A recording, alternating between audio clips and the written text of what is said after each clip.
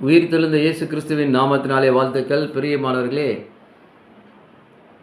நிச்சயமாகவே தேவன் நம்மை ஆசீர்வதிக்க வல்லவராக இருக்கிறார். இதை பார்த்து கொண்டிருக்க சகோதர சகோதரிகளே, தேவ பிள்ளைகளே, இதை பார்த்து கொண்டிருக்கிற வேற்று மதத்தார் இருந்தாலும் சகோதர சகோதரிகளே, தேவன் தாமே உங்களை ஆசீர்வதிப்பாராக.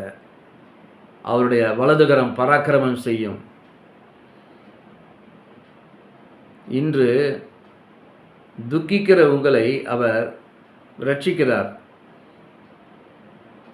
தாழ்ந்தவர்களை உயரத்தில் போய் வைக்கிறார். அல்லேலூயா! நான் தாழ்ந்து இருக்கிறேன், ஆண்டவர் உங்களை ஒரு உயரத்தில் போய் வைக்க போகிறார். நான் ஒன்றுமில்லாதவன்,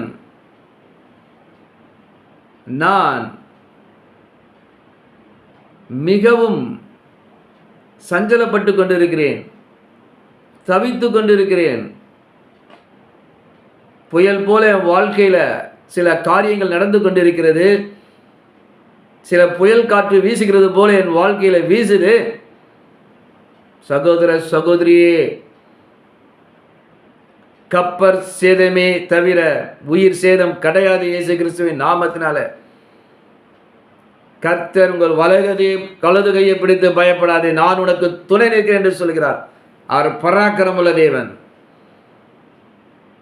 இவ்வளவு நாள் நான்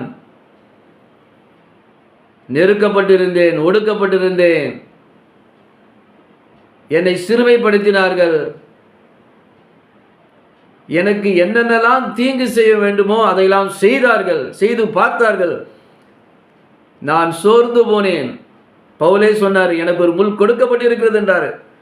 ஆனாலும் என் கிருபை உனக்கு போதும் என்று சொன்னார். அப்படிப்பட்ட பெரிய ஊழியக்காரர்களே, கட்டுகளும் உபத்திரங்களும் வலிகள் இருக்கும்போது நாம் எம்மாத்திரம். ஆனாலும் தேவன் நம்மை, யாக்கோபின் பூச்சியே நீ பயப்படாதே என்று சொல்றாரு. சிறு கூட்டமே நீ பயப்படாதே, சிறு மந்தையே பயப்படாதே, நான் உன்னோடு இருக்கிறேன் என்றார் சொல்ற. அதாவது யோபு 5ஆம் அதிகாரம் 9ஆம் வசனம் படிக்கும்போது, ஆராய்ந்து முடியாத பெரிய காரியங்களும் எண்ணி முடியாத அதிசயங்களும் அவர் செய்கிறார். ஹல்லேலூயா! பாருங்க, ஆராய்ந்து முடியாத பெரிய காரியம், எண்ணி முடியாத அதிசயம் என்று உங்களுக்கு செய்கிறார். நிச்சயமாக செய்வார். நீ சோர்ந்து போயிடாதீங்க.